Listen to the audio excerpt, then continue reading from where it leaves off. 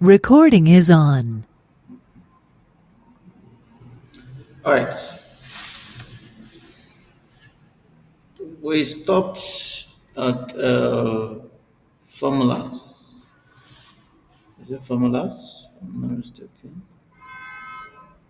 Worksheet, cell, and cell reference, active cell, range. I think last thing we talked about was range.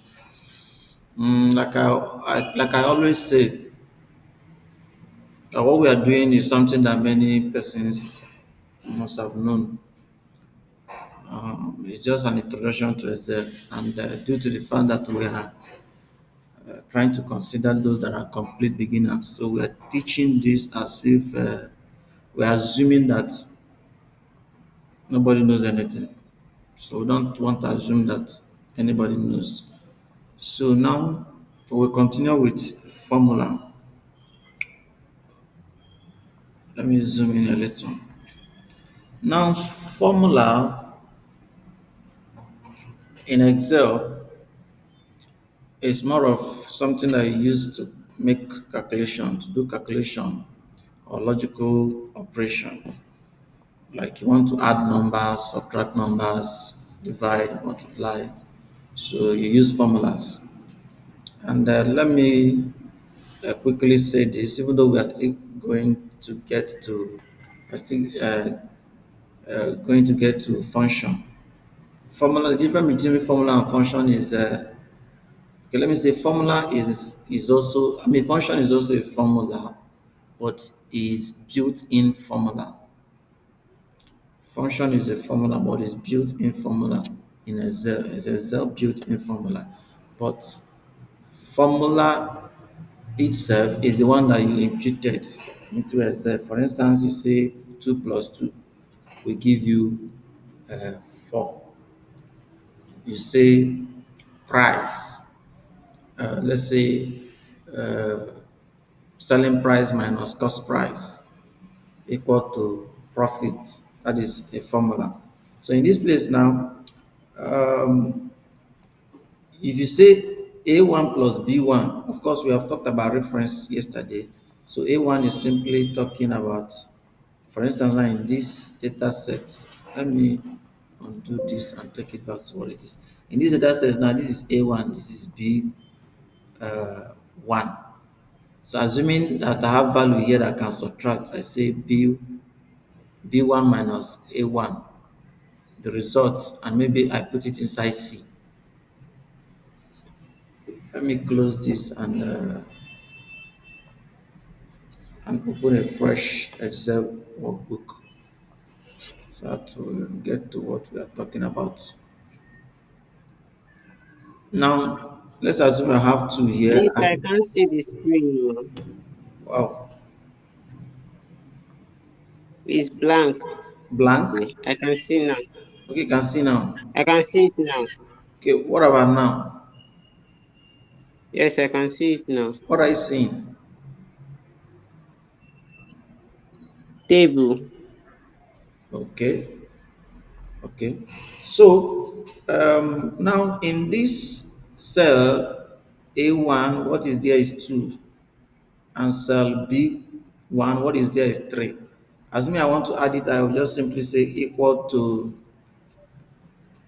for me to type the cell, I can say A1, or instead of me typing it myself, I can just click on A1 and it will appear inside that C1. And then I say plus. I may not even want to put space. I just say plus, sorry, plus B1. Is either I type B1, or instead of typing it myself, instead of typing B1 myself, I just click on B1 and it will appear inside that C.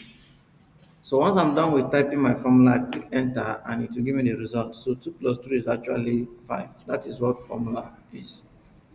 But for function, I can still do the same thing with function.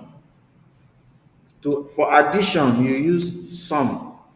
Let's say S equals to M is the name of the sum function in Excel. So if once you type equal to and then type SUM, your formula will appear. just double click on it to select it. And then I want to add A1 and B2. So I just say A1, comma B2. A1, comma B2. If I click enter, it will still give me the same result, 5. Let's assume I have a number of values. Let me see something like this. Let me uh, drag this to create more. So I have something like this in column B, 3, 4, 5, 6, 7, 8, blah, blah, blah, 15, and I want to sum all of them. And I type equal to sum.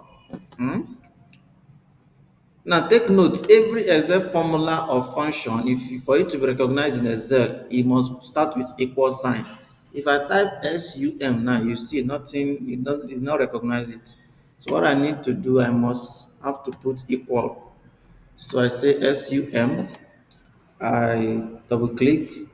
Now because these numbers are many, if I begin to say B1, comma B2, comma B3, that will take a lot of time. So what the best thing I can do is, instead of putting it like that, I will give it as a range. Remember the last thing we did was a range, and I told us that a range can either be a column or multiple columns. It can act as a range. So in this case, column B, I want to say from B1 through to B13. That is this place. B1 through to B13. So if you observe, if you look at the formula bar, I think it is more visible in formula bar. What you are seeing is B1 column B13. So you are simply taking the range of cells from cell B1 through to B13. So once you do that and click enter, it will give you the summation of everything, which is 117. If you have time, you can check it manually. You see that the result is correct. Are we together? So now uh, we have talked about how to type something like this plus that, like in this case now 5 plus 5 inside a cell. And I've shown you what the formula bar is, that this is where your formula enters. This place is the formula bar. We made mention of it in the last class. Now, we want to look at loading workbooks in Excel. Loading workbooks in Excel. So in this lesson, we want to see how to open existing Excel workbook, understand how to navigate worksheets, practice some selecting data in a column and interpreting row count. So yesterday I sent a link containing a zip file. I believe you must have extracted it by now. For those that might not have it, let me see if I can get it quickly.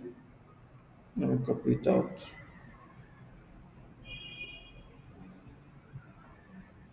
Introduction to Excel.zip is the name. So I want to put it in chat section. So once you get it,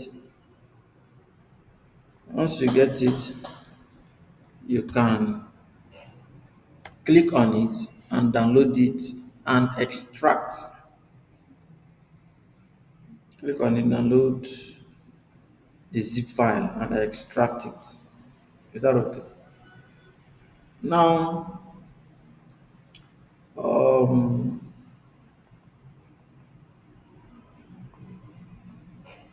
so if you extract that file, if you go to the dataset folder, like what I'm having here, this is the file. Now this is the file intro to Excel.zip. Intro to Excel. If you extract it, you have this folder mark using my corsets and then introduction to Excel. Just open introduction to Excel, you see workbooks and datasets. Now open the workbooks. If you open the workbooks, you see a number of Excel files. And these Excel files you are seeing now is all the data set that you need for the exercise in this particular Excel fundamental course. So the first exercise is what we are trying to look into now, loading workbooks. So we will deal with all of these data sets till 3.7. It started from chapter 1.1 through to chapter 3.7.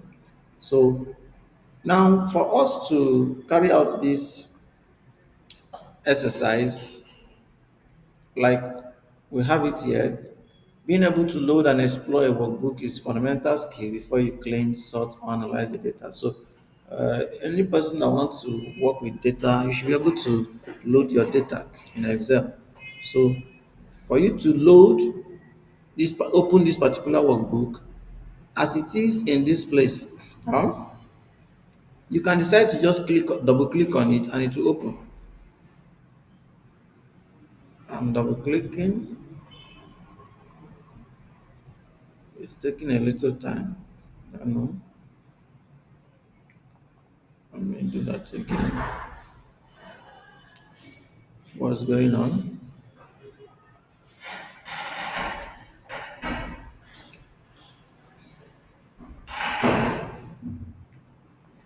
Let me close this. Okay, it has opened. It has opened. So if we double click on it, it will open. But let's assume you don't want to go to maybe double clicking and or whatever. For you to open a workbook in Excel, just go to File. That is this particular file that is at the extreme left at the top. Click on it and then you see open. Click on open and then here you have the workbooks that you have opened recently. Like I see, I opened one point, or you say one underscore one loading workbooks. If I click on it now, it will open, and some other ones you have here. This is one. These are the ones I opened today, and then this one is this week, or this one is last week, and so on and so forth. But if what I'm looking for is not here, you click on browse. Actually, I am using Office 2021. If you are using another office, the way it is looking in my own may not be the same with yours. And also, I'm using Windows 11, so I don't know how your own interface looks like. So, but if you are using, that's why in the beginning of the class, I recommended that we should install 2021. And that is also because there are some functions, new functions in Excel that doesn't work in 2016 and even in 2019 some of them, but works in 2021 and better still 2024. Some new functions in Excel, if you can't access them in older versions of Excel. That's why we prefer 2021 and above.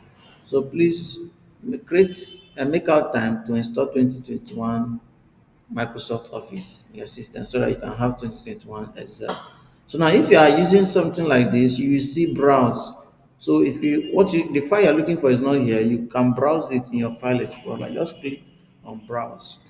When you click on browse, then you look for where you saved it. Me, I saved it in a folder that is inside this PC. If I click on this PC now, I have my hard disk, and hard disk is going low.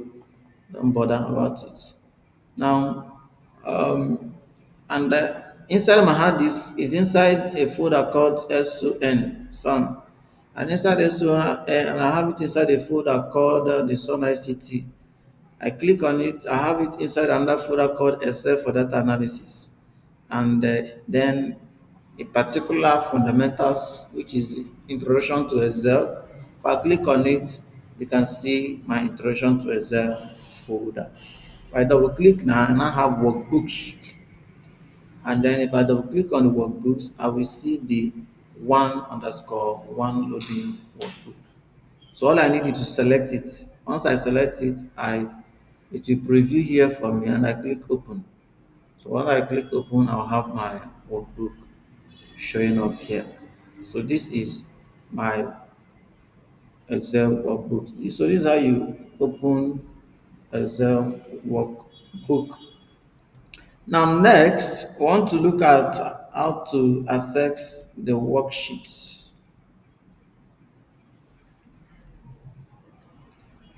Having loaded it, the worksheet, like we said in the last class, are like the leaves or pages of your exercise book. So Excel workbook is like a notebook, your exercise book, and the sheets in Excel is like your leaves or your pages, your the sheet of paper in your exercise book. So if I open what I have here, I can see there is only one worksheet, and the name of that worksheet is Google Monthly Stock Price. So we have only one worksheet here, the Google Monthly Stock Price. Now we are told to select column A. The reason is because we want to see, based on the question for the first exercise, if you have access to data camp, even though this particular first course is a free course in data camp. So whether you got the premium access to data camp, you should be able to complete this exercise on data camp. Let me click. I don't know if that place is open. I have something like this, loading workbook. So this is the first instruction. Open this 1_ loading workbook. Second instruction is that you should, on the worksheet Google monthly stock price, that we should select column A. So in this column A, this is column A. If I select on it, now the question we are being asked is, where is it? The question we are being asked, which is the third instruction, how many rows are contained in column A, including the header? Now, if you look at this instruction I have here, um, where is it? Okay, sorry, where is it? Now, we are told to select the column A and then count the rows by looking at this bottom part of your Excel. So once you have selected it, you will see you have something like this. Average is this, and then count is what? 1, 2, 1. So the rows in column A where we have data is actually what? 1, 2, 1. Forget that everything in column A is highlighted, but it's going to count the particular rows where you have data. So what I have here is what? 1, 2, 1. So if I come to uh, data camp now and click on 1, 2, 1 and submit, it will tick for me and say 100 XP, but it's not counting for me because I've done it before. So once you click continue, it will take you to the next exercise. So far so good. We're able to complete exercise 1 to see that the count of column A is 1, 2, 1. But the major target is for us to see how to load a workbook in Excel. Now I want to see working with data. So I want to learn how to manually input data, copy data from another workbook. Of course, like I said, some person must be familiar with all of this, but we have complete beginners in mind. That's why we're doing this. Now, in this exercise, we are going to the next workbook, which is workbook 1_2, or you can call it 1.2. So if I open my folder, I have 1_2 working with data.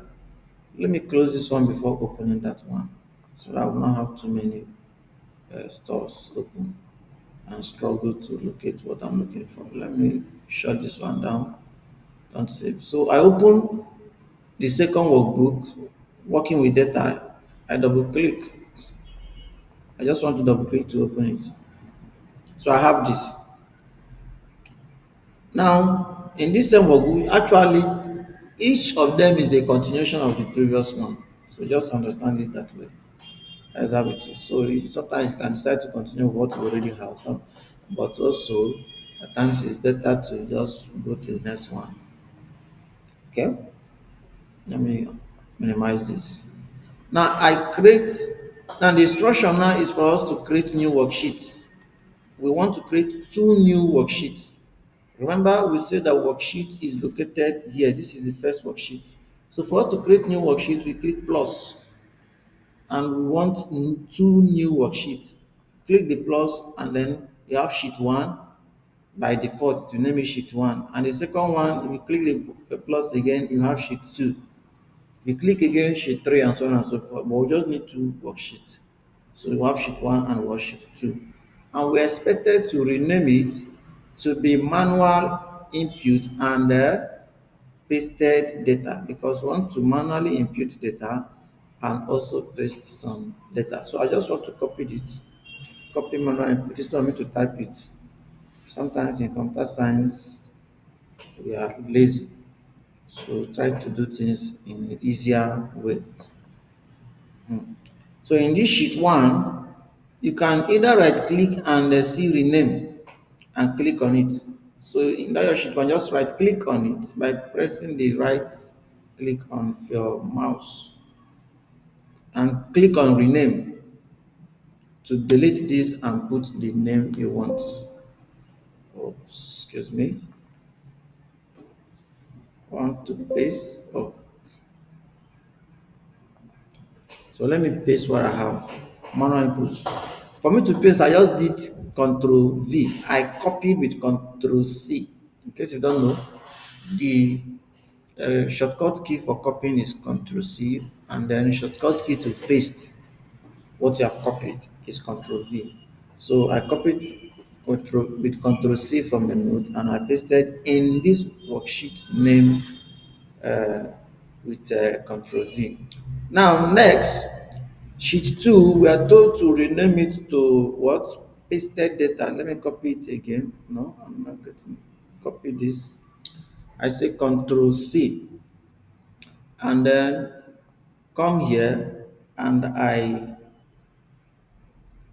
I want, instead of me to right click now and use rename, I want to double click instead. So once I double click on it, bam, bam, bam, bam, I can just paste whatever I have using Control V, and click enter, and I have renamed the two of them, manual input and pasted the data. Is that okay? Now, um, I want to know if we are following up to this point. Excuse me. What's going on? Okay. Uh, Are we there? Please, I need reaction if you are following up to this point. Let me close this, please.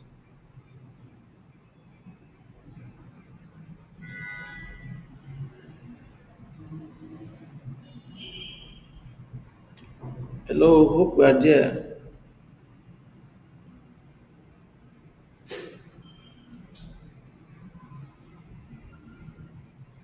Please, if you are still hearing me, you can unmute and speak up, or you just drop a comment in the chat section.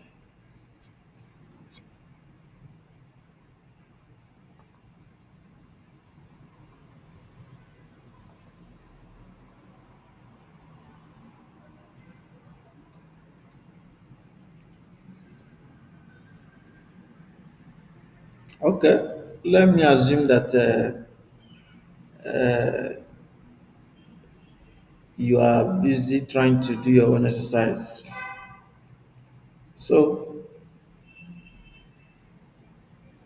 following the this instruction is step 3. Enter data manually.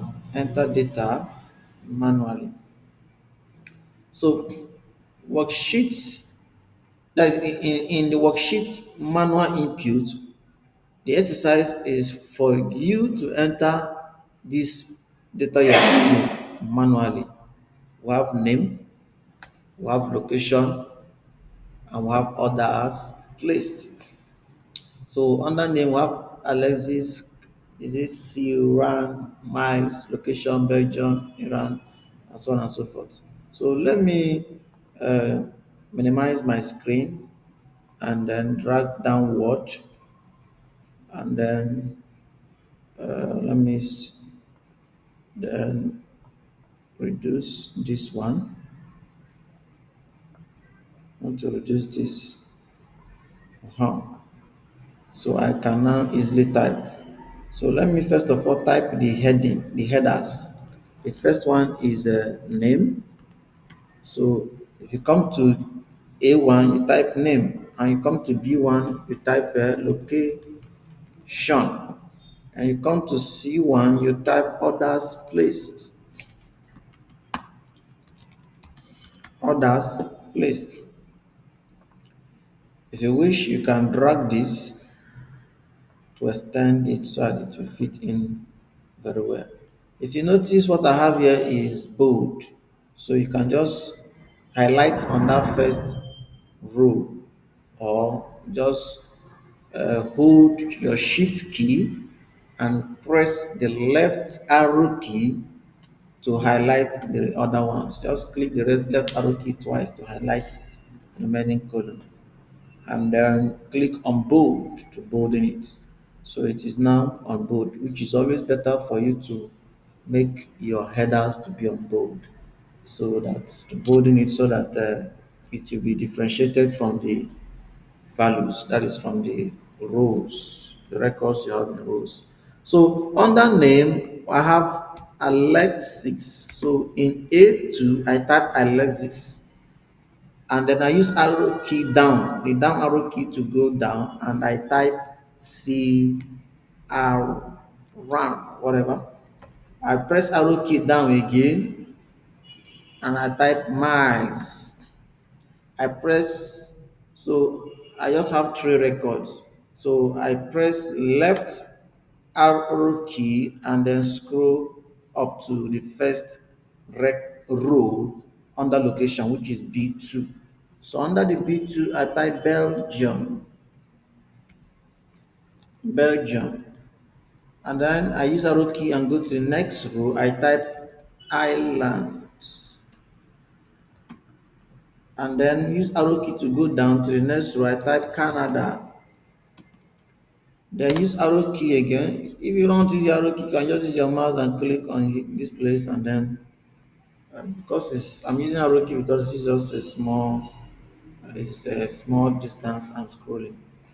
Now, under others place, I have 52. That is under C2, I have 52. I scroll down and I have 17. I scroll down again and I have what? 37. So with this, I'm done with my manual data input for the, oh, sorry, I'm even working on the wrong sheet. Let me cut it. I just want to highlight. I will use my mouse and click on the A1, and drag until I highlight all of them. So I want to cut it.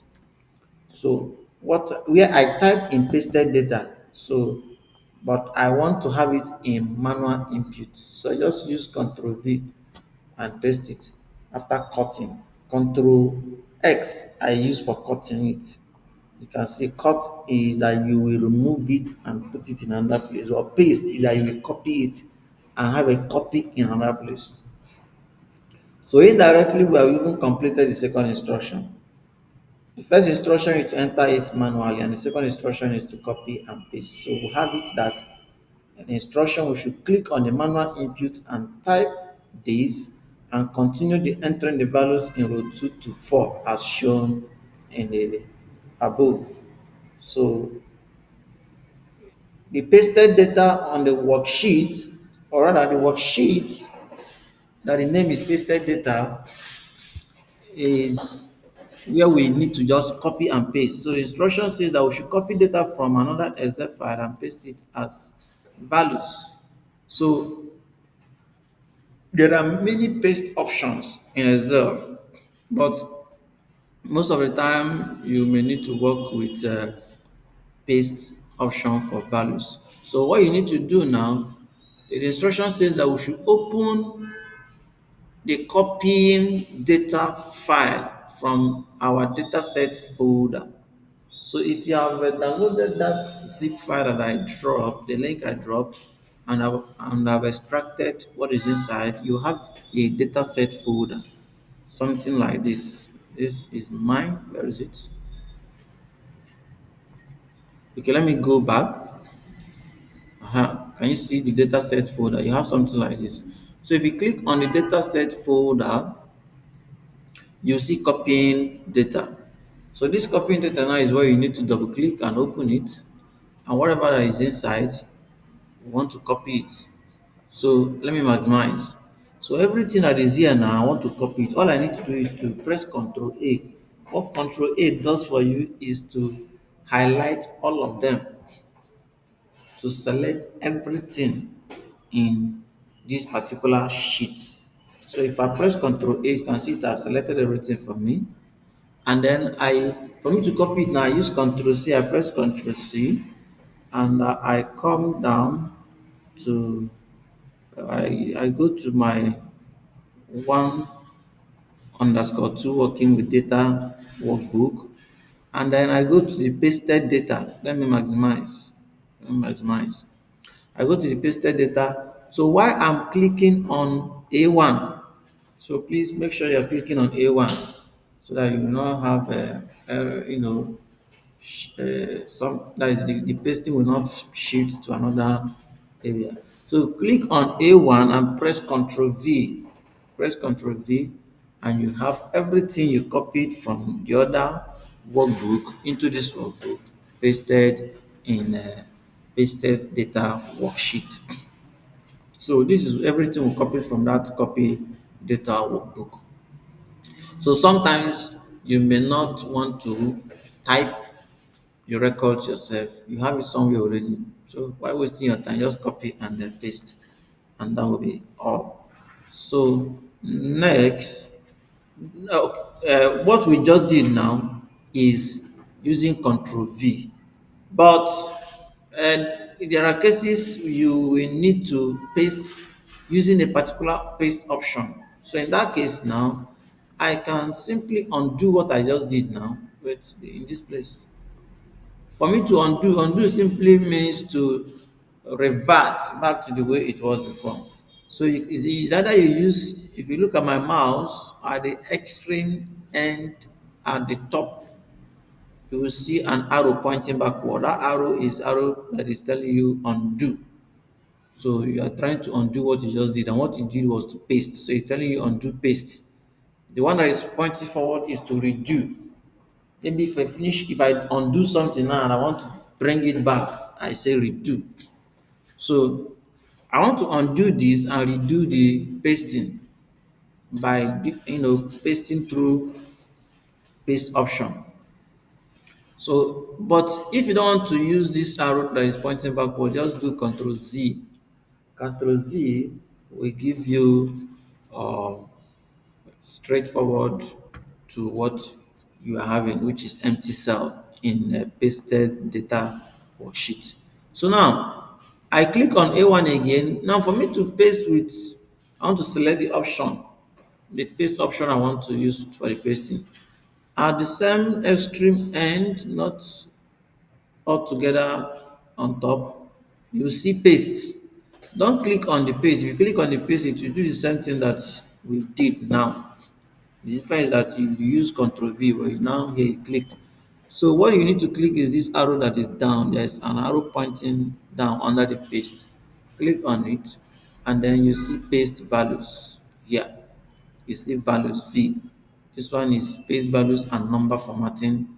This one is paste values and source formatting, and many other options. So, but for now, I want to use paste values. So once you click on it, you have pasted your values.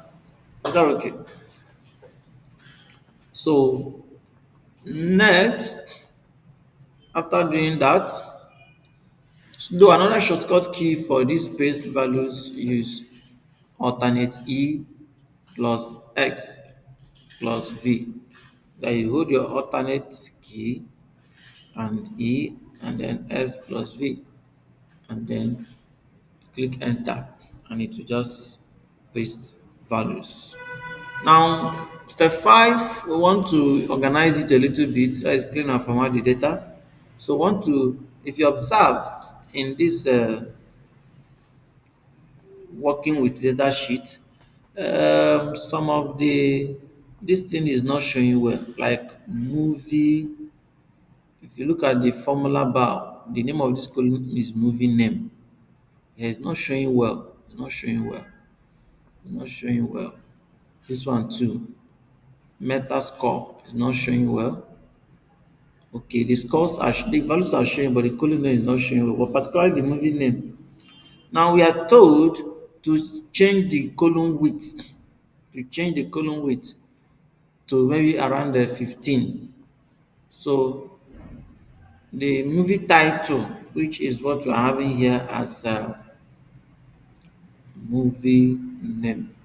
Hmm? So we want to change. Okay, sorry.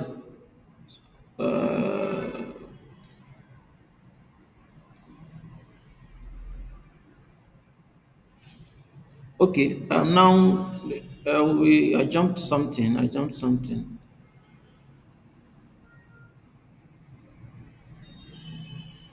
We don't have a cell group here. We have a cell group here. The instruction says in the cells group, click on format.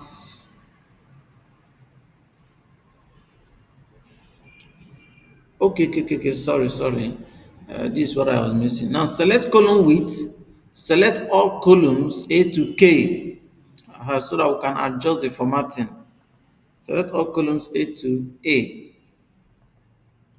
So I can just use my shift key with arrow key by the left, and then all of them is highlighted. So we want to format the width of this column so that it will show you well. What I need is, after selecting the columns, I go to cell tabs under, while you're still on the home tab. Now each of these tabs are grouped. They are grouped. You can see under home tab, I have clipboard group, font group, alignment, number, style, cells, editing. If you go to insert tab, you still have similar thing: tables, instruction, ads, add-ins, charts, tools, spark lines, and so on and so forth. So, but under the home tab, you will see cell group, second to the last group. On that cell group, you see format.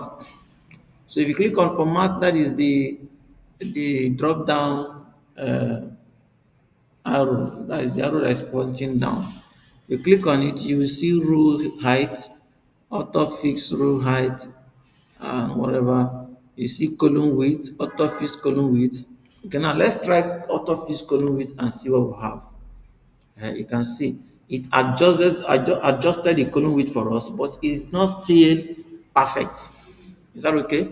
It's not still perfect because the year is not showing well, and some others are not still showing well. So if I click on it now and say column width, if I click on column width, now it's now expecting me to type something. Let's enter 15 and click OK. So you see it will adjust all the columns to be 15. So they will all take the column width will have 15 as the size for each of them. So you can see everything now is more clear and visible. So that's what is expected from us.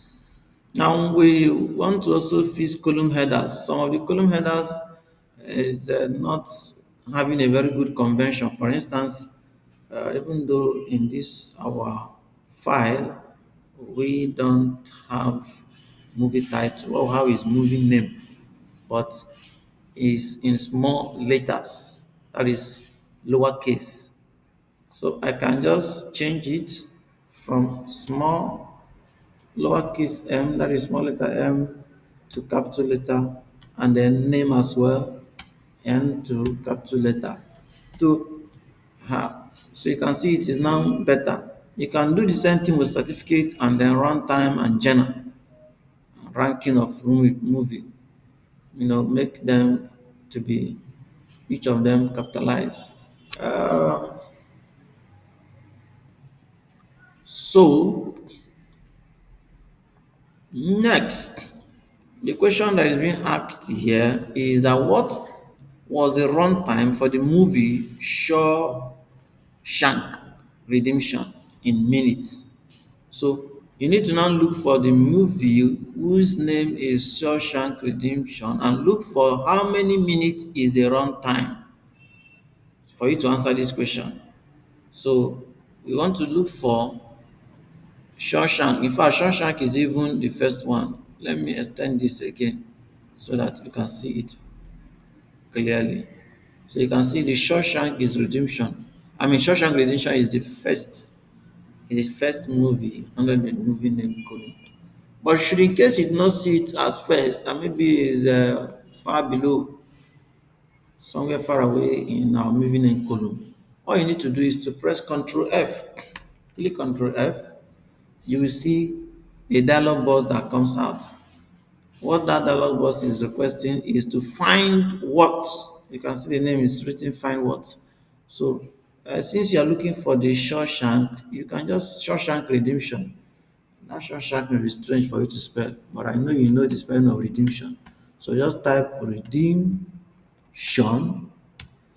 and then say find all. It will take you to where you have redemption, which of course from what we have here is the only the Shawshank redemption that is available in our data set. Now, from there now scroll to the runtime. Runtime is 142 minutes. 142 minutes.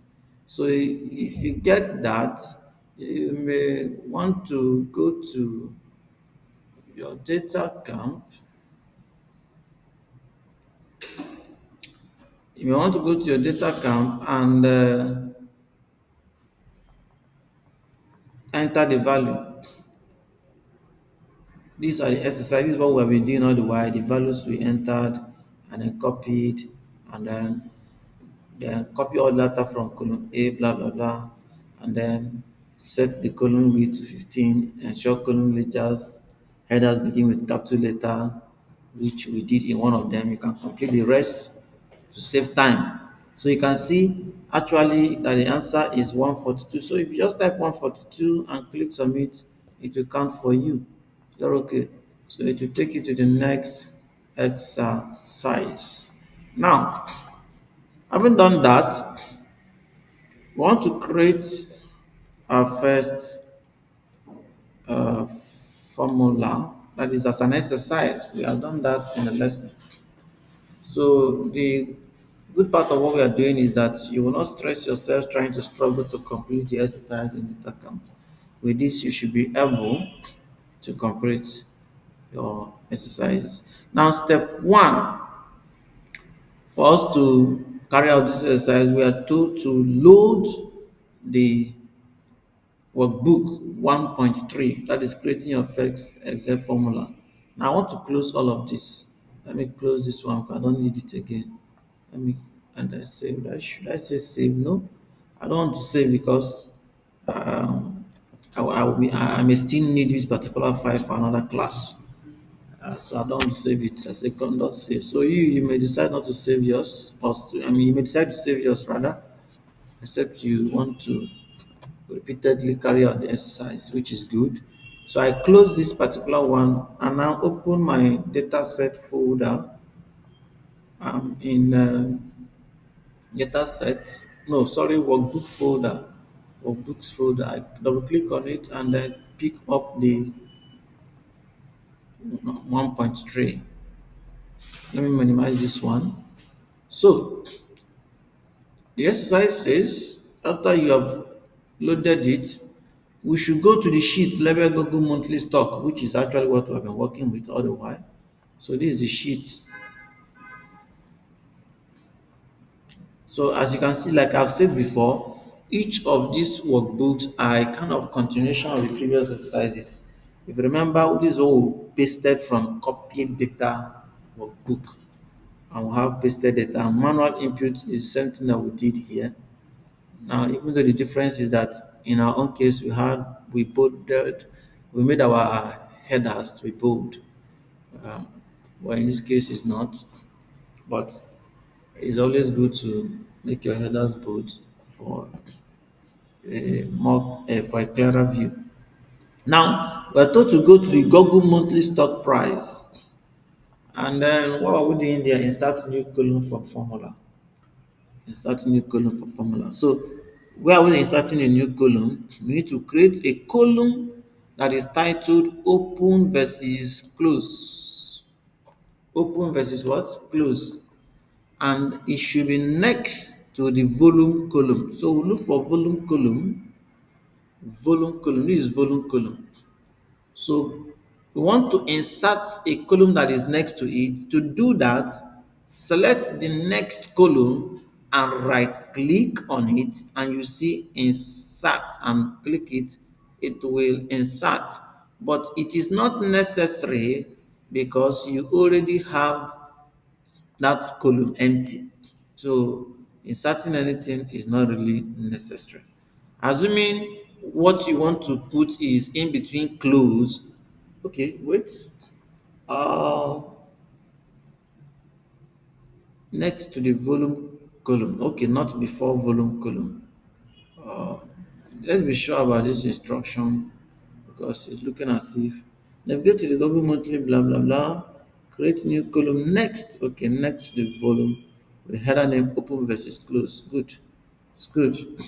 So for you to do that, following the instruction we have here, like I said, you locate that and then select the next empty column to the right in the first cell and you put open versus close. We would have inserted if we are trying to create a column in between close and volume. So if you right click, you insert, you will see the empty column between close and volume. But that's not what we are looking for. So I do Control Z to undo. So what we're looking for is this place. And now we want to put the name of the new column, which is open versus close. Now, what do we want to do in this open versus close?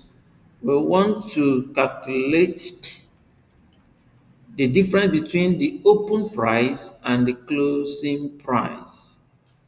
The price is the open price for the stock market and the closing price. So our open price and close price is somewhere here. Open is in B and close is in what? E. So for us to get open versus close, all we need is to say close minus open. You always say the end minus the beginning. If you say 5 minus 2, I mean, if you say 2 minus 5, you'll be getting something, a negative number, but we don't need that in this because we're talking about money. So we want to see the difference between open and close. So all we need to do is to inside the first cell under the open versus close column that we have just uh, created, put in your equal sign, which shows that you are now telling Excel that I want to enter formula. So Excel will be expecting a formula now, not normal value of text or number. So now the Excel is expecting a formula. And that formula should be close minus open. So for me to type it, I need to say I'm not going to click on the header. We're clicking on the first row under close, which is E2. So I can type it myself or I can just click. If I click, it will appear. And then I'll now say minus open. So I can just click on the first cell under open. If I click on it, I have this. Once I click enter, everything will be sorted for me. The next thing I need to do is to drag it. Is either that is I want to populate the results. This is where what we call a relative reference comes in.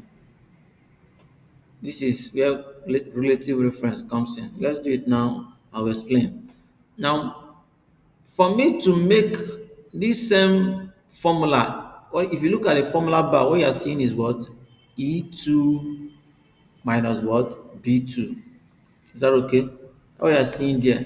Now, I want the same formula to be repeated in the rest of the cells under open versus close. I don't want to enter it manually by myself by saying close minus open, close minus open, close minus. That will be very, very stressful.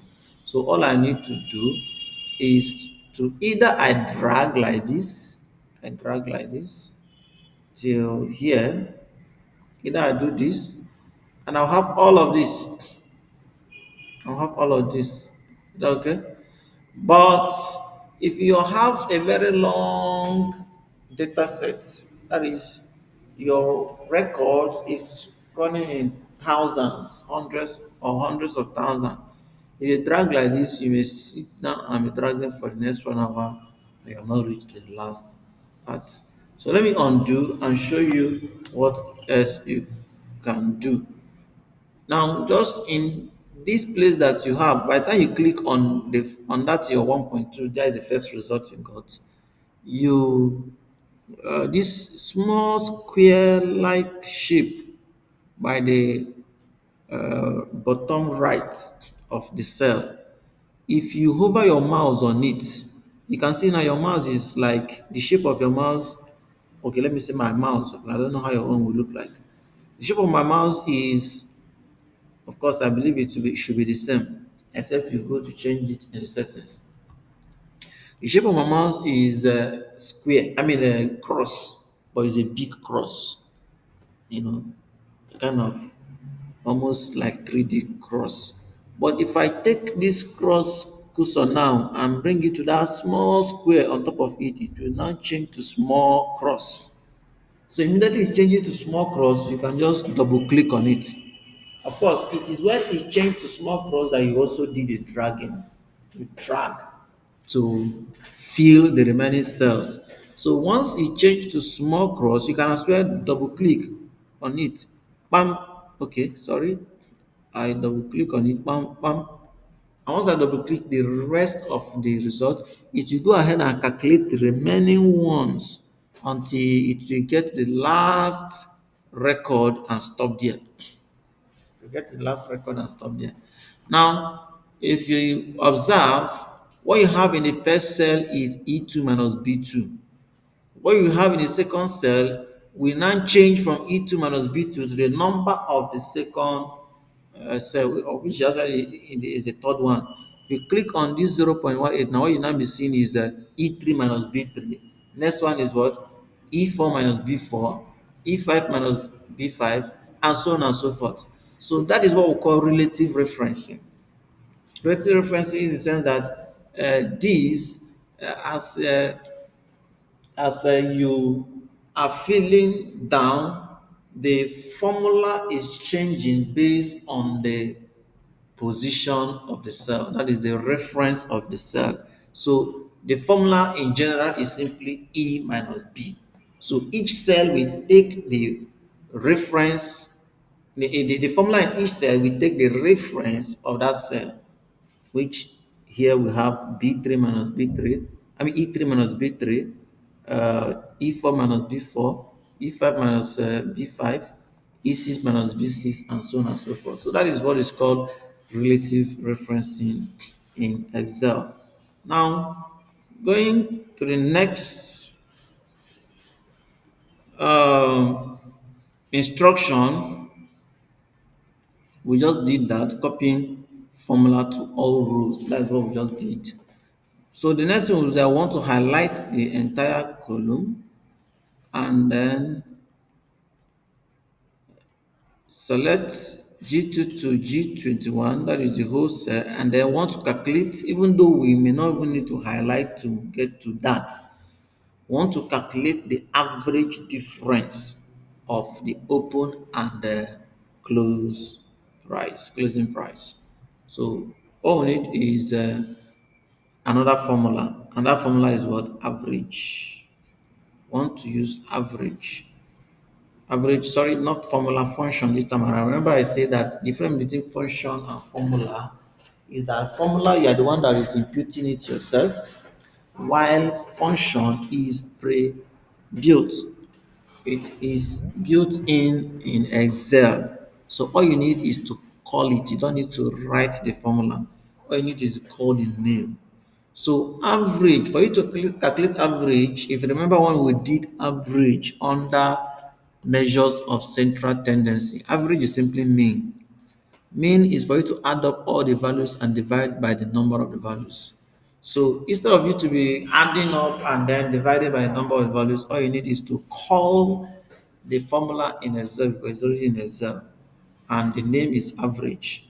So if I come here now under open versus close, if you watch, some of the result we got is negative. That is because the closing price is less than the opening price altogether. So the closing price is less than. So when you have something like that, then you have a negative difference that is in that open versus close column. So let's go straight to the last cell after uh, the open versus close.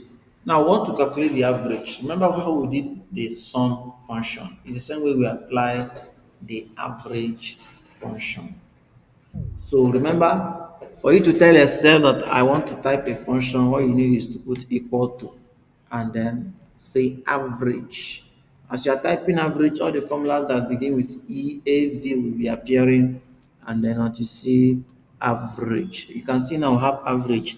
The first one is average, and we have average A, and we have average E, if, and we have average ifs. All of them are different types of average, which we are still going to encounter along the line in our lesson in this Excel.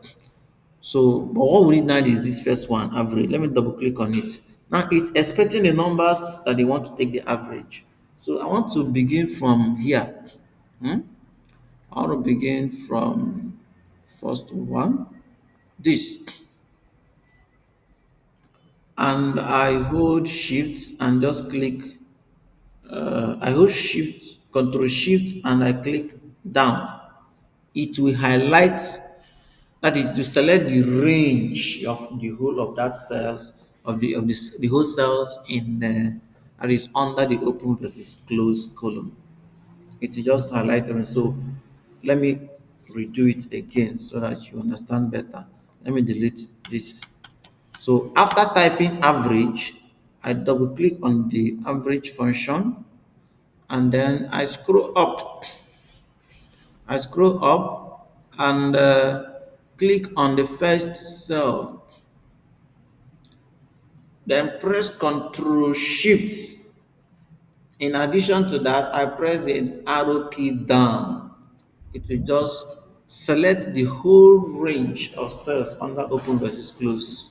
So as you can see, it has selected from G2 through to G21, and I click enter, and it tells me the average of the open versus close is 0.62. Now this value is in a very long decimal value. We want to approximate it to two decimal places. So in order to do that, this our average will be put it inside another function that is doing what we call round up. Of course, that one is secondary school mathematics, even primary school self, not secondary school. So all I need is now is to call that round function on top of the average. So the average will be inside the round. So what happens is that the average will calculate the average for us and take the value and give it to round function, and round function will round it up for us in this case, we want it to round it in two decimal place. So for us to do that, okay, first of all, let me do something. Let me come out here and type equal to, and you see round, equal to round, and you see round. So if I double click on it, you see that it is expecting two arguments. The first one is number, the second one is non-digits. So the number is expecting is the number that I want to round up. Now, non-digit is how many digits do I want to round it up? Is it a two decimal place? Is it a three decimal place? And so on and so forth. So, in this case now, the number we want to round up is the value that the average I've calculated, which is what we have 0.6123. So, let me clear this now. Let me clear this and come here and type from average there, I type round, and round function will come out, and I click on it. I click on it. So it has opened a bracket and the average function is inside it.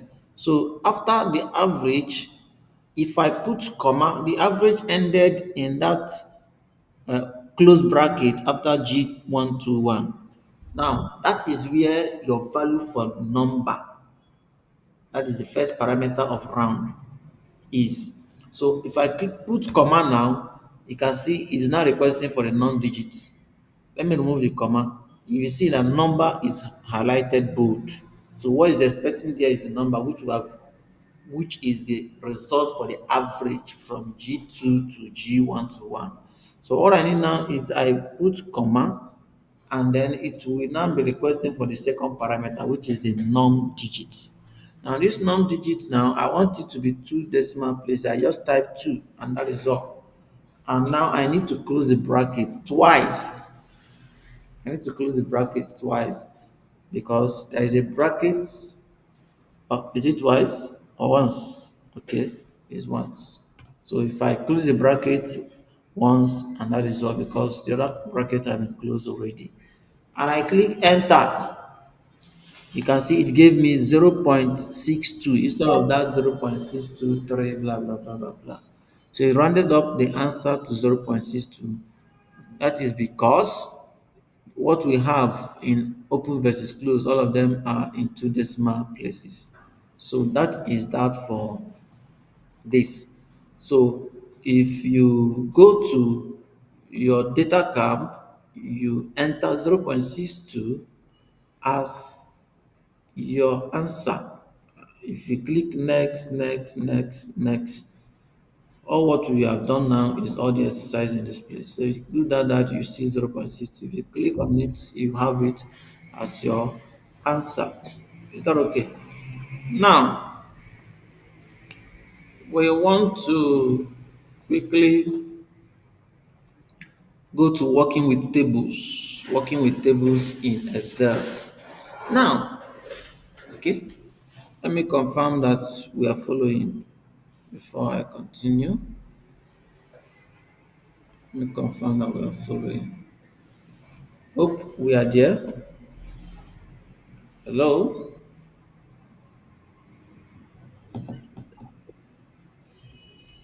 Hello, sir. Yeah, are you with me? Sir, I have a question. Okay, please go ahead. When you were saying something about in the form, there was this formula you're talking about shift district, shift something. I didn't get it. Shift, shift what? I can't remember. Where did I use it? The first time before we calculated um the close minus the open. Yes. The first time we dragged it down. Then the second time you said something about shift something. Okay, okay, okay. Okay, let me clear all of this now and redo it. Let me clear all of this and redo it. Now, in this open versus close now, let me say equal to close minus what? open. I click enter. Now, I want to fill the same formula down through the remaining cells in this particular open versus close column because I don't want to enter it manually. I I double click here. That is, I just make sure that my cursor change from this big cross to small cross. While on that small square, I double click. I have all of this. Now, if I want to now enter my average, I say equal to average. I select the first average. Now I want to now select the range because the average now is expecting the average function is expecting the range of numbers that I want to take the average. So all I need is to click on this first cell here. Now I want it to because I don't want to start dragging because there are cases where you have thousands of records in your data sets. So if you start dragging, that will take you a very long time. So all I need to do is to press Control Shift plus arrow key down, the down arrow key. So if I press Control Shift and then the arrow key down, it will highlight everything for me. So you can see that it has highlighted the range. The range is between, okay, let me look at the formula bar. The range is between G2 to G121. I did it without dragging. So I don't know if that is what you are looking for. If you're, that's what you're looking for. Thank you, sir. Okay, welcome. Thank you, sir. You're welcome. So I can quickly add round in this one so that I can round it up. Come here, I put comma and then 2 and then closing brackets, enter, and that is all. So next is where am I? Next is introduction to tables, that is Excel tables. Now in Excel, even though what you are looking at is in form of table, actually it is not Excel is not recognizing it as a table. So most times in your work as a data analyst using Excel, it's better you present your data in form of table. What you are seeing here so far is in form of just a sheet. Of course, that's why you call it a spreadsheet. It's in form of spreadsheet. So Excel is not seeing it as a table. So for you to use it as a table, you have to convert it to a table, that is Excel table. And there are a number of unique advantage you have over this normal spreadsheet when you are using Excel table. So that's what I want to look at. So why is Excel table important? Excel doesn't treat standard data ranges as related unless it is turned into a table. So once you turn your data into a table, Excel will see it that they are related. Now the table help group data logically. It makes it easier to analyze and manage. So the Excel table, the structure is that I have header row and body and then total row. So it will give you something like this header that you have here, and the header used is going to be unique. It's not going to be like just this normal header, and then the body, which is all of this, and then finally depend, which is optional. Sometimes if you select that it should be so, it will give you sum of all the possible numerical value that can be summed up. And you can change the aggregation from sum to average, count, max, mean, that is maximum or minimum. So it will aggregate each numerical column for you, and you have the option to change the aggregation from sum to average, or to count, or to minimum or maximum, depending on what you want. So for you to create a Z table, you go to insert and click on table, or you simply say Control T, simple and short. It will ask you a question and you answer, you have your Excel table. Like in this one we have here now, if I want to create a Z table, I highlight the sheet I want to turn to a Z table. Let me just do Control A in this place now. If I go to insert, I'll see table. Can you see table here? So I click on it. Once I click on it, you can see it's asking me where is the data for your table. I've highlighted it already. But assuming I did not highlight and I say this time around I don't want to use insert, I want to use Control T. And I say Control T is asking me where is the data for your table. You can see it's showing me wrong information. Okay, it actually automatically highlighted everything for us. Now, if I click now I need to make sure I say my table has headers, even though it automatically detected that the table have what headers. The headers is date, open, high, low, close, and so on and so forth. So if I click close, click OK like this, automatically you can see it has formatted it for me as a table. It has formatted it for me as a table. So that's why Z table can you can see it automatically put in filters for me. A Z table will have filters, and in fact, it's going to present it in a way that it will be formatted and be looking good.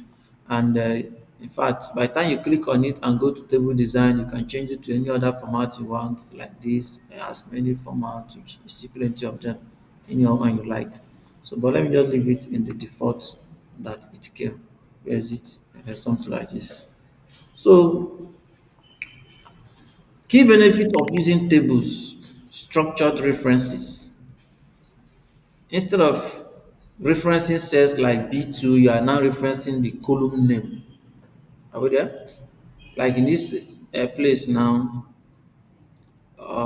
let's assume, okay, now look at, um, where will okay, let me just insert a column here. And then repeat this thing that we did, open versus close. Huh? So if I want to do it now, I say equal to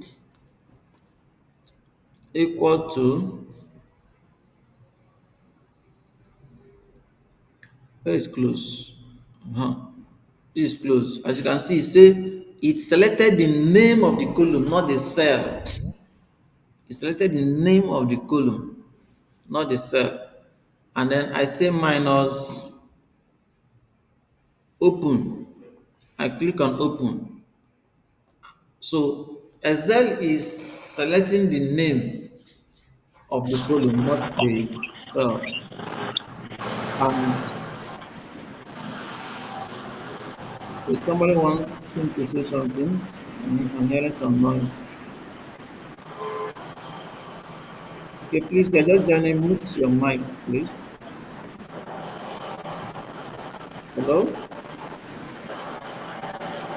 Alpha, you're welcome. Please mute your mic. All right, thank you. Now, so if I click enter now, you can see it will, I don't need to do filling like we did in open versus close, that I dragged everything down, I drag and drag, or let's say I do that control shift down key to do everything. So a Z table will automatically, once you do the first calculation, it will do the remaining one for you automatically. So that is one of the advantage of using Excel table. That is converting your data to Excel table when you are doing a work in data analysis. So it gives you dynamic ranges. So it automatically expand as you add or remove rows or column. If I want to add a column here now, if I want to add the column, let's say I copy this now. I copy this here and paste it in this place. No, it's not. Okay, let me type something. Let me just say value. This is what we mean by dynamic expansion. So Excel table expands dynamically. So as I added a new column now, it automatically recognizes it as an Excel part of the column in Excel table. So that's what we mean by it has dynamic ranges. So data validation and integrity, you can apply data validation and integrity such that you don't want uh, text to enter in numerical column. So in that case now you will hardly make mistake in typing erroneous data. Like when you get to Power BI, there's something we call column profile, column quality, and all that. If you click on column quality, it will be showing you error, the number of erroneous data in that column.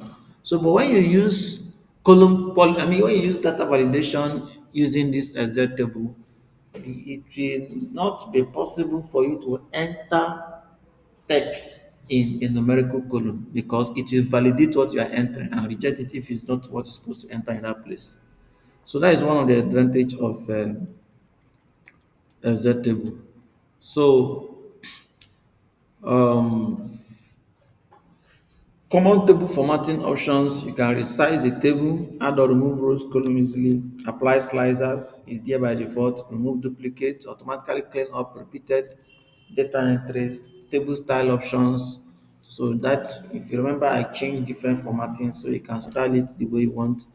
Table style design, yeah, that is to change the color themes and all that. So, one look at formatting cells in tables. Formatting cells in tables. So formatting cells in table, you can also apply cell level formatting inside your table to customize. Like you say bold fonts, like you change the font to bold, italic, size, color. You can align left, center, or right, just like you do in other ones, like all of this. Let's say I click on the header now. These are different options of alignment. You get, I can align to any position, but by default it's usually around here. So so I want it to be like this. So you can do alignment, you can change your data type to date, number, currency. You can do conditional formatting, which is also possible in sheet, but is far more convenient in tables.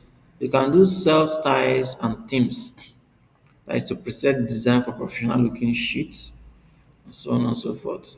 Now, filtering and sorting table data.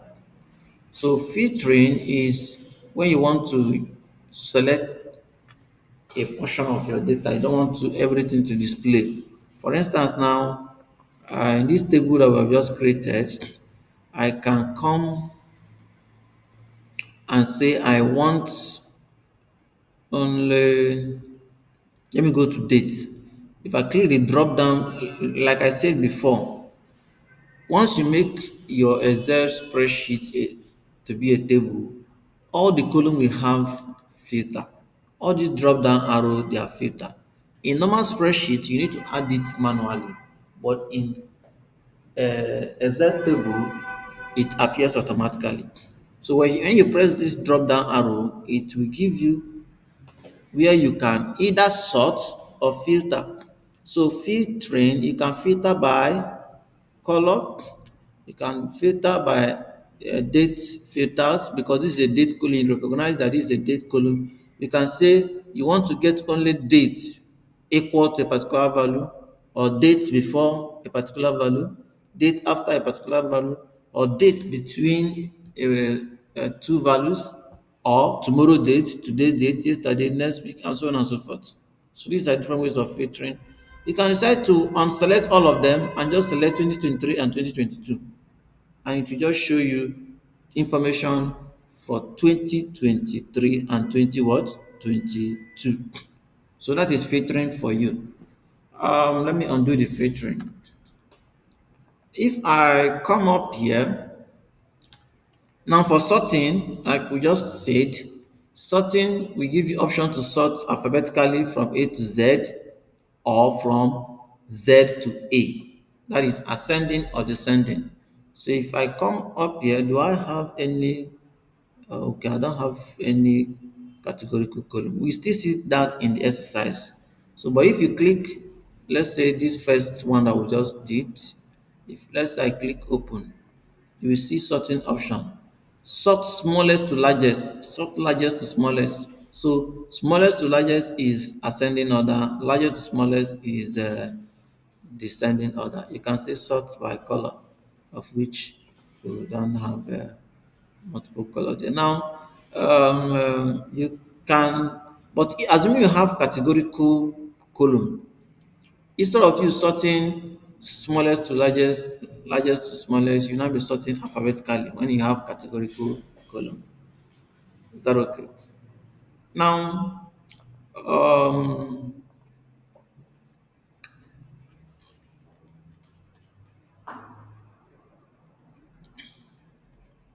so this sort by formatting is when you formatted your cell to maybe have some colors and then you want to only select a particular group of colors. Is that okay? Now we have working with structured cell reference. I've explained that a little bit in the, when I was trying to demonstrate open versus close in this format. You remember when we calculated this one, we used normal cell referencing. So, but in this place, it is now more of name referencing. So, what are structured references? In a Z table, instead of regular cell references like C2 minus A2, like we have in this place now, this is in open versus close, the one we calculated when it was not a Z table, you are having E2 minus what? B2. But in Excel uh, table, instead of it having the cell referencing, you are now having structured referencing, which refers to what? The column names. So this thing that I calculated here now, instead of it to be giving me cell references, it's now giving me the column name referencing, that is structured referencing or column name referencing. So you have close minus what? Open. And remember the advantage that or the privilege you have in using it is that we don't need to stress ourselves for filling. Once you calculate the first row, it will give you the result for the remaining rows without you doing it yourself. Next, benefits of structured reference, easy to read and understand, automatically adjust as the table grows or shrink, cleaner formulas that are easier to maintain. The structured references helps you the formula to look easier to understand and to maintain. Like I said earlier, it automatically adjusts as your table grow or shrink. If you add more columns, the table will expand. The table feature will expand. Now, step by step guide in taking this particular exercise. Now I want to go to exercise 4, that is 1_4 working with structured reference sys workbook. So if your this thing is still open, I want to close this one now. But as I close it, I don't want to make any changes. So I just say don't save. So I open my folder. Where is it? Okay, this is it. I open my folder and go to 1.4. 1.4 working with structured reference. So you can see this particular data is already in table format. Let me scroll to the beginning point. So this is already in table format. Assuming it's not in table format, we need to do Control T or go to Insert and then click on table. You can see the table is not highlighting because it's already a table, so you can't make it a table twice. So what we want to do here, number one, we want to insert new column, and that is delivery due date. And we want to insert it, the table column to the right. So I want to name it order to delivery. So we click on the column header next to, we are not inserting delivery due date with the column header next to delivery due date, I want to have a column called order to delivery. So where is delivery due date?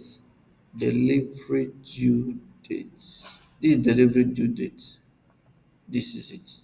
So we want to right click and select and insert another column to the right of it. To the right of it. Now the insert option is not telling us to the right, because if you click insert now it will insert to the left. So because of that, I undo and I set column name and right click and insert to. So this is what is now to the right of delivery due date. So we want to name it what we have in the notes. I want to name it order to delivery. So what do we want to do in this order to delivery? We want to calculate uh, the difference between the date that an order was made and the date that the order was delivered. So you want to see the difference, how long it took for a particular item or product that was ordered by a customer to be delivered. So for us to get that, the date that we must subtract the date that the order was delivered, that is delivery due date, from we'll subtract the order date, that is the date that the order was made, from the delivery due date, that is the date that the delivery was completed. So let me just, instead of me to type, I just want to copy this formula. Sometimes we are lazy in computer science. So I want to copy it and paste it in this place. So I want to double click and paste. So as you can see, so what we are doing now is delivery due date, which is this column, minus order due date. You must ensure that the name you are having is the same with what you have in your column. Otherwise, you throw an error for you. So if I click enter now, you can see it calculated everything for me. So it have gotten the date, that is the order to delivery. It has gotten the order to delivery. But if you notice, it gave it to us in date format. It gave it to us in date format, which is not actually what we are looking for. Not actually what we are looking for.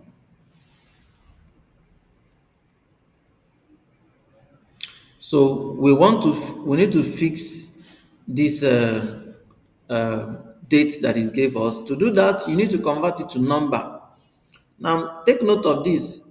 Excel, what you are seeing is a date actually, but what Excel is seeing is a number under the hood. What Excel is seeing is a number. I have forgotten how Excel actually calculates the numbering. For instance, now we're in 2025. Okay, let me ask ChatGPT so you understand better what I'm trying to say. If I click plus, where's my ChatGPT? Let me use the one in this place. Let me use the ChatGPT here. I click plus and then go to ChatGPT and I say, I want to ask it what is, okay,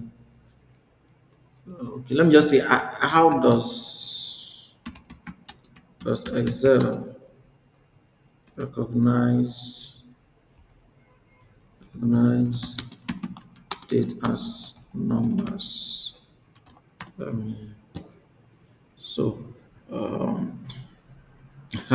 this is what I'm looking for. So, in most versions of Excel, especially in Windows, the default starting point for please mute yourself, mute yourself, mute yourself. Thank you. All right. So, in your Excel, the date that the counting of dates begins from January 1st, 1900. So this will count one. So when you put 2025, what Excel will count is from 1900 to 2525. I mean, to 2025 is how many days? So what we're having from 1900 to today's date, which is, can you imagine? ChatGPT even knows that today's date is 19th. That's interesting. So, so today's date, that is 19th July 2025, what Excel will be seeing is 45,192 days since January 1st, 1900. That is 1900. So this number now is what Excel is seeing when you enter 2025 altogether. So in but because this particular column is formatted in column, because this particular date column is, I mean, this particular column is formatted as date column. So when we calculated it, gave us date results. So all I need to do is to click on it, order to delivery, right? I click on it, I go to home, I see number. So in this number, I click this drop down arrow. You can see now what is there is date. I want to change it to number. So I click on this drop down arrow and I click on number. This number. Yeah. If I click on number, you can see it is now counting for me what I wanted. But I don't want decimal fraction. Let me try general. General is better for me. I just want integers, not floats, not floating point numbers. So what I have is the difference between delivery due date and other dates. Now next in the instruction we have, where's my note again, is now we should calculate the average delivery time. So this column we just calculated now is the average delivery, I mean is the delivery time. So like how many days it took for the goods or the product to be delivered. Here is 8, here is 2, here is 10, and so on and so forth. So we want to see the average delivery time. For us to do that, we can quickly go down under, let me drag it here to scroll faster.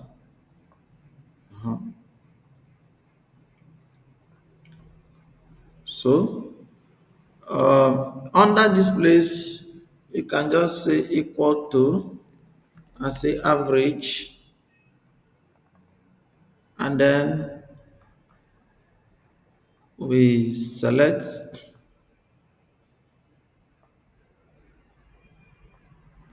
all of this,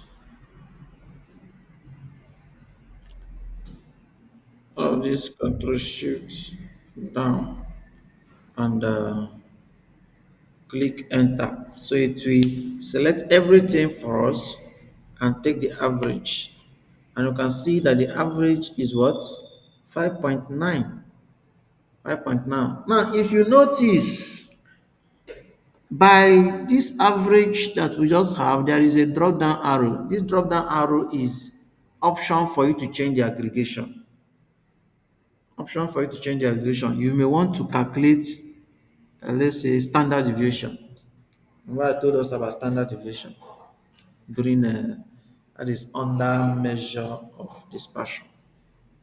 So we want to calculate standard deviation. Okay, let's click on variance first. VAR.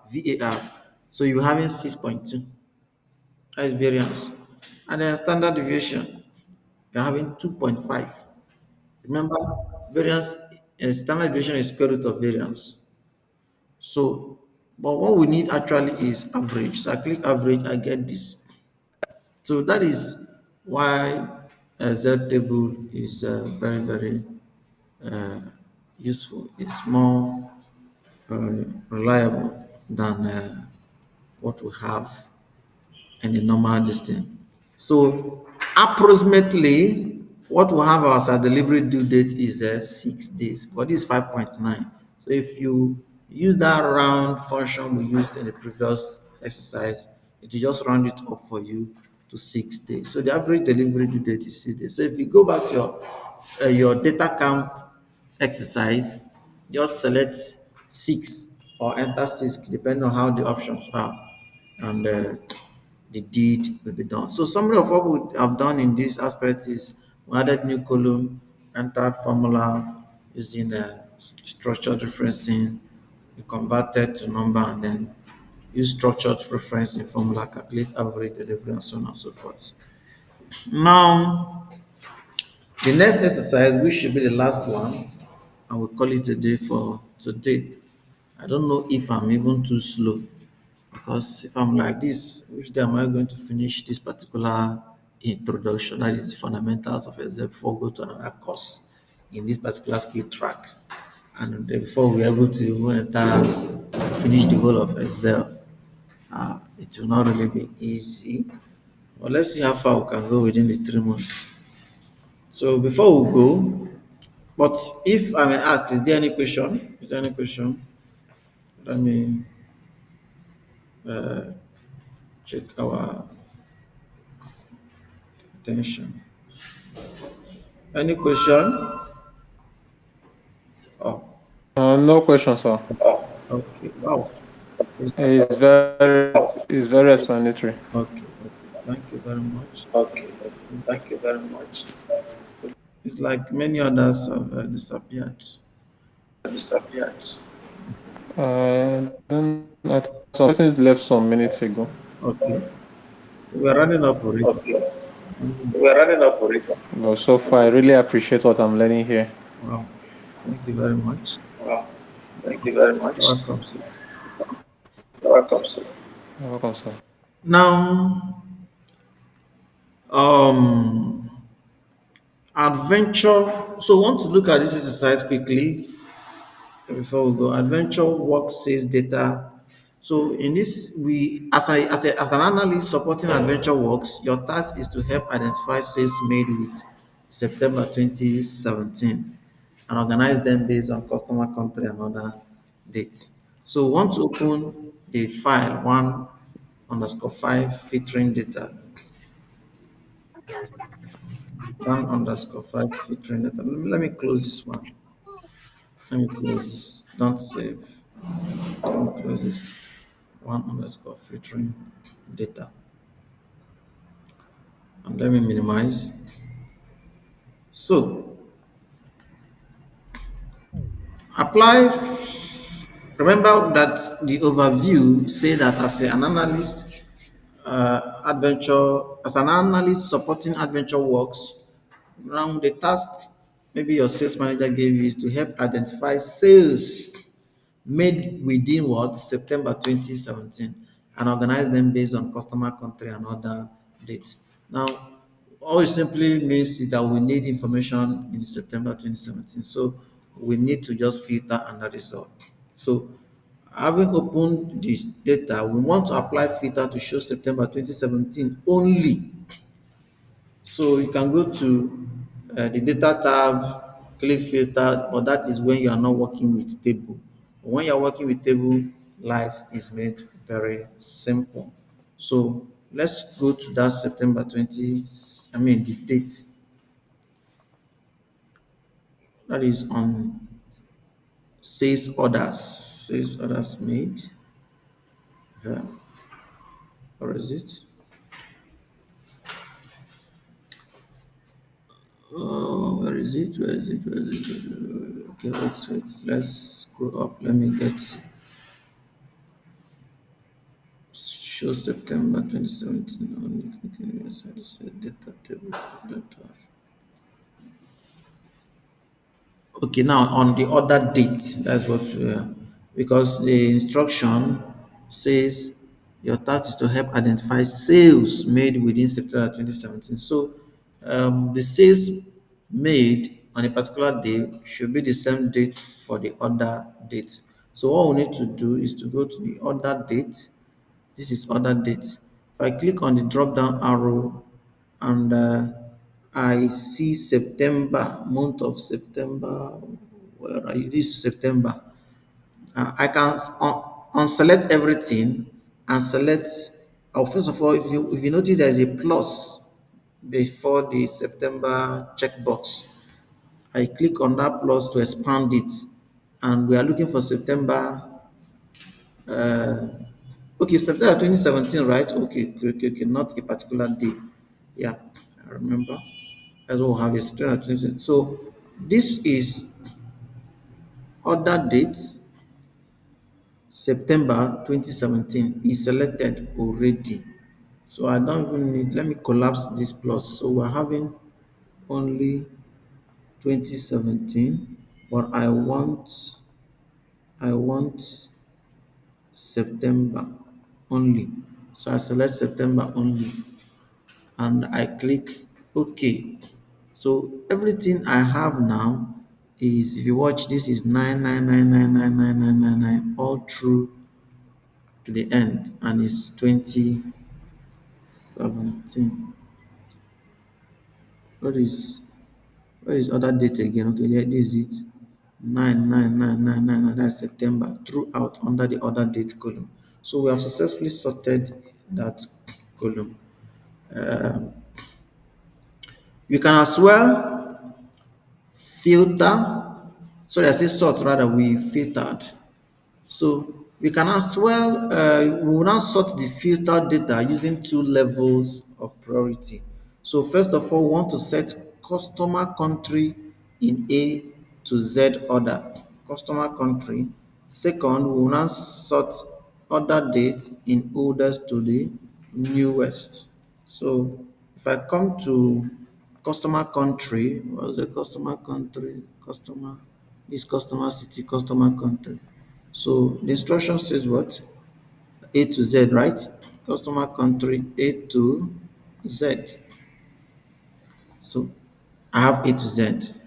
Now we want to still sort again by order dates from oldest to newest. So let's go to order date again and click and say from oldest to what? Newest. So the implication of this is that first of all, it will sort by customer country. Are you there? For instance, now, um,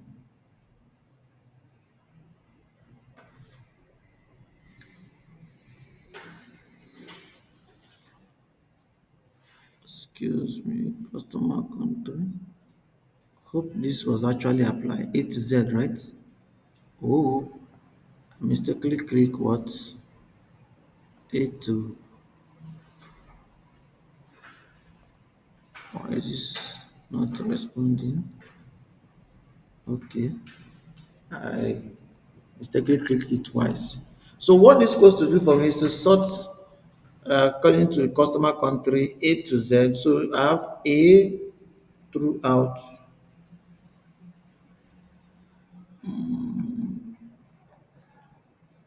No, no, okay, okay, okay, okay, okay. Sorry, I was mistaken. I was in the last, that is the bottom part of the data set. So this is what I was looking for. Now, customer country, it started from Australia down. Started from Australia down, and then order date from the oldest, which is 1st September 2017 through to the newest. So what this will do for you is that it will um, it will sort all the dates, that is that order date from oldest to the newest according to what you have in customer country. There is another thing you may need to consider. For instance, where is customer country here? Australia stopped around here. Are you there? You can see Australia stopped around here. So this particular place Australia stopped. Canada now started afresh. You can see 9:15, and then the next Canada is 9:22, 9:23, and then the last Canada is 9:28. Now the next country is what? France. So that France now started afresh, which is 9:1. We have how many France? Four France. We have 9:1, 9:2, 9:23, and 9:26. Then the next is Germany, so it now started afresh. So that is when you sort by two columns. It you first of all sort by country, and then each of those countries will now be sorted according to dates. That's the point we are trying to make here. I don't know if that is clear enough. So if you um, so we are we want so okay, this is just the instruction on how to do apply the multi-level sort. That is when you click, but this steps is when you don't have your table. You are just trying to use a sheet and all that. But your table is already having filter and whatever. Just click on it and apply your sorting, and that will be done. So what we did now is that we did the multi-level sorting. First of all, sorted the country name and the customer country, and then each of those countries are now sorted according to their dates. That is the multi-level. So the equation says check the first row after filtering and sorting. So after applying the filter and sort step, the first visible order number is what? Let's see. The first visible order number is what? S044323, which is what we have here in the note. S044323. And that is the answer for this last exercise for today. Next class, we continue with data integrity. Data integrity. I just hope we'll be able to cover more in the next class. So we'll be stopping here for today. Mr. Muchmore, Thank you, sir. thank you for staying through to the end. Thank you for staying through to the end. It was very, very explanatory and clear. Thank you very much. Thank you very much. So we continue So we next. continue next. So I have a question. Okay.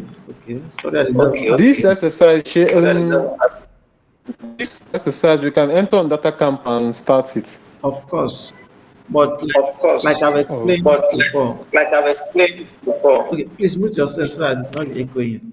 Okay, thank you. Now, like I've explained before, the this particular introduction to Excel is free in data camp. Is the subsequent courses, okay, sorry, is the chapter one that is free from what I checked. Chapter one is free, but by the time we enter chapter two, I don't know if we have even entered chapter two. It's like, oh, so the chapter two is what is not free. So that is the advert we made that we give subsidized assets. If you check data cap now, 1 month subscription, if you are doing for 1 year, is $13. But if you are doing monthly by monthly, that is monthly subscription, if you once you click on it and click month, you see $29. So, but through one of our partners, we're able to get it to give to students at 35,000 naira only for now it should be around 3 months plus, because 4 months is already we have already eaten into 4 months of the subscription. But of which there is the opportunity that after I think second week of October it can be extended again for those that subscribe now. So you can do the ones okay, that sir. are So you in those exercises at the moment. Thank you, sir. Okay, you're highly welcome. So we meet in the next class. Bye for now. Thank you, sir. All right. Bye for now. Good night, All sir. right.